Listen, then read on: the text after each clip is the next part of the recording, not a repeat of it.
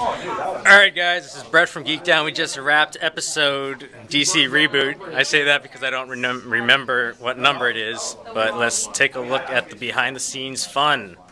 Show a video vlog? What do you want to say? I have a question. Yeah, you think the way Marvel did it with Black Skin Spider-Man was better with the separate Ultimate Universe, correct? Yeah. So you think he deserves his own separate but equal universe?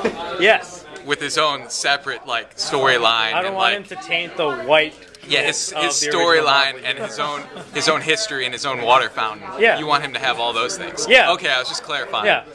They'll even have their own section in the comic store in the back. So Yeah. Just so you know where to get it. Okay, I just wanted to clear that up. Thanks. Reboot with not a reboot, but a next gen console. Are we ready for another PlayStation? Are we ready for another Xbox?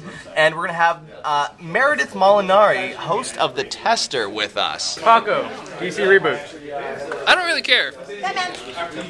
Oh, sorry. Batman? I just chime in. Batman. All Batman and Robin. you know is Batman. But it's Batman.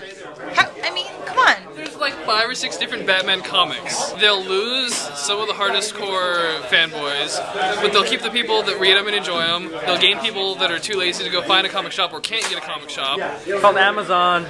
But I've always cared more about Marvel anyway. I agree with everything she said. I'm serious. You said She's really serious. I don't know. Yep, I agree with everything she said. Whatever. Sean, Reboot. I agree with everything that Matt said. I still think we need a reboot for that Peter Gabriel song, Sledgehammer. Mom, I'm done with the show. I'm done. You pick me up. How did it go? It went well, okay? What are you guys talking about? Doesn't matter. We're talking about stuff. God. It was a lot of fun talking about it. It's funny because I actually came in here a little nervous because I did zero research. This was kind of off of just my personal opinion. One of the things I mentioned in the show was that out of this, we're getting a Jeff Johns, Jim Lee Justice League book. So I'm excited about that, but then we're also getting a Grant Morrison Superman book, which I'm also excited about. And if anyone who's been reading Superman lately, it's, in my opinion, just one of the worst storylines they've done in a while. Like, I just didn't like it. So I'm excited to see what Grant Morrison does coming off of, All-Star Superman. I don't think he's going to be able to fly. You don't think Action Comics probably won't be able to fly. Action Comics, I think they're taking him back to the... when he just jumped? When he just jumped. Because if you look at all the images of him, he's not flying. What I thought was weird was the Jim Lee drawing of Green Lantern with his, he had a construct going of a machine gun coming right out of the air. I don't like Green Lantern using military constructs. I think that's a John Stewart thing. John Stewart. True. I think I like to think Hal Jordan being a bit more childish and creative. Like a giant boxing glove. Exactly. Or I mean, and they could go with like a giant Rock'em Sock'em robot or something like that. Something that makes Hal Jordan. Yeah, he's that's playing with his powers. Yeah. John Stewart is the one who has he uses the guns like he's a sniper rifle and the minigun. So I'm like because he's and all that. He's Hal Jordan's roadie. He's his roadie Rhodes.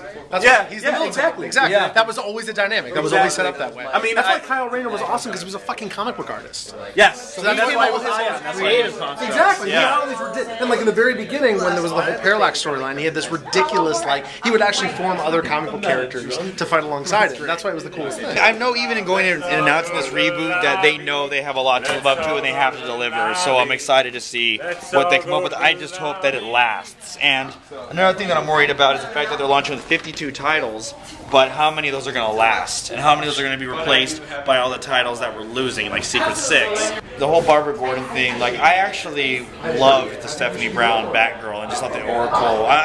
I'm curious to see how they're going to do it, but I'm not. I just think it's unnecessary. I think if anything's going to be a marketing point, that's going to be the one because it's controversial and then also people want to see Barbara Gordon as Batgirl. But overall, no, I'm excited. I'm going to definitely pick up my favorite titles. I'm not going to pick up all of them. I'll probably get Animal Man because Jeff Lemire is writing it, and I'll probably get Swamp Thing because Scott Snyder's writing it. So yeah, I'm really excited.